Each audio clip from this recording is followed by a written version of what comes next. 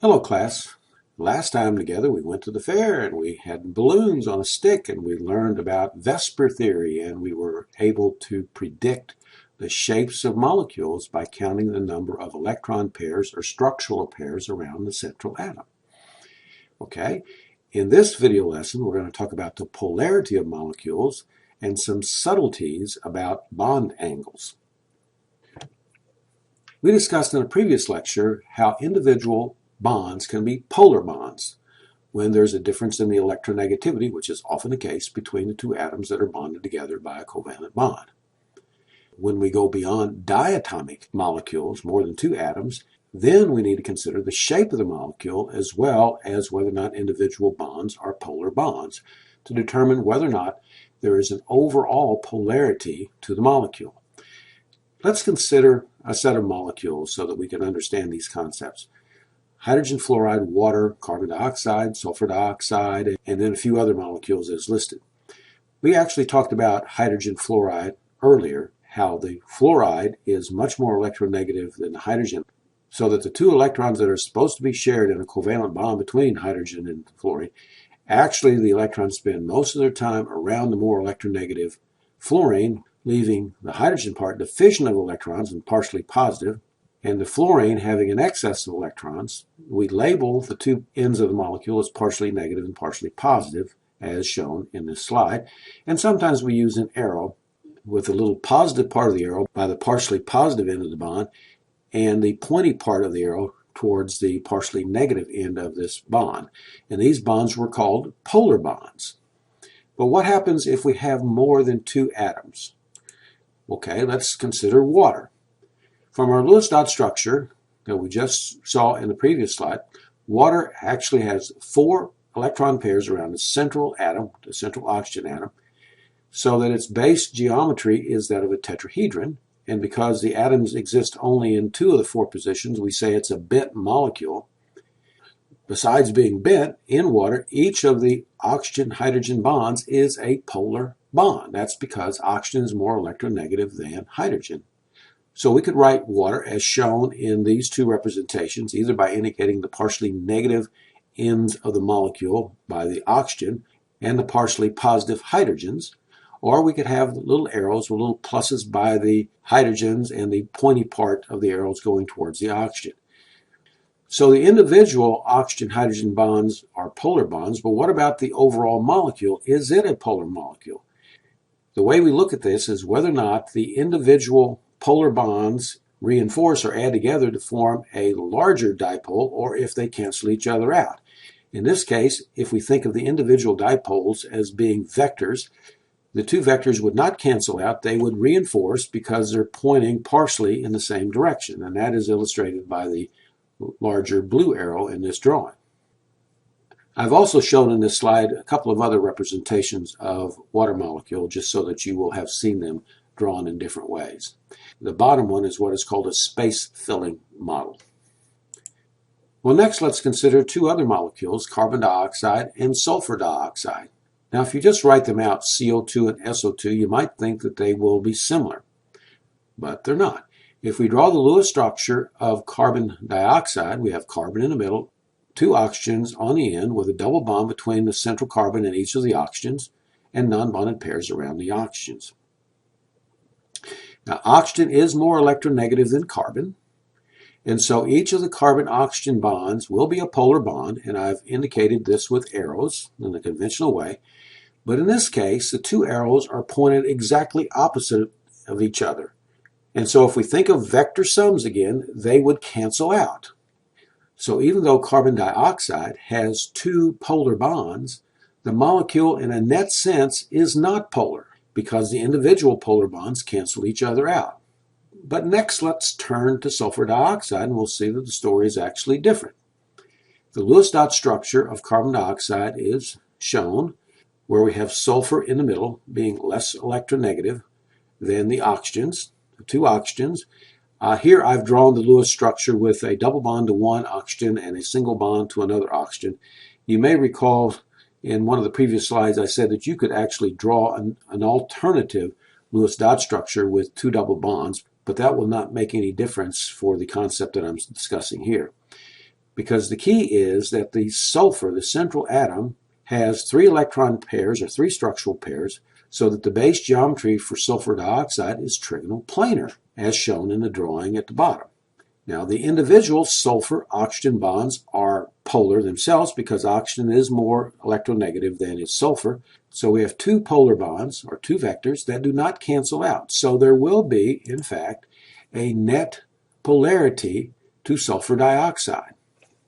So while things cancel out for carbon dioxide, and it is not a polar molecule, for sulfur dioxide, because of its geometry, because it is a trigonal planar geometry, it's a bent molecule, it will be a polar molecule.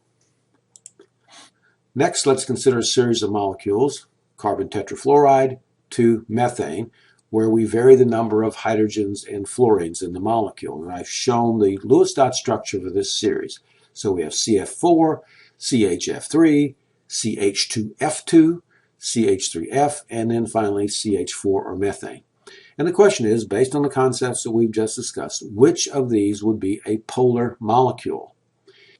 Each carbon-fluorine bond is an individual polar bond because fluorine is much more electronegative than is carbon.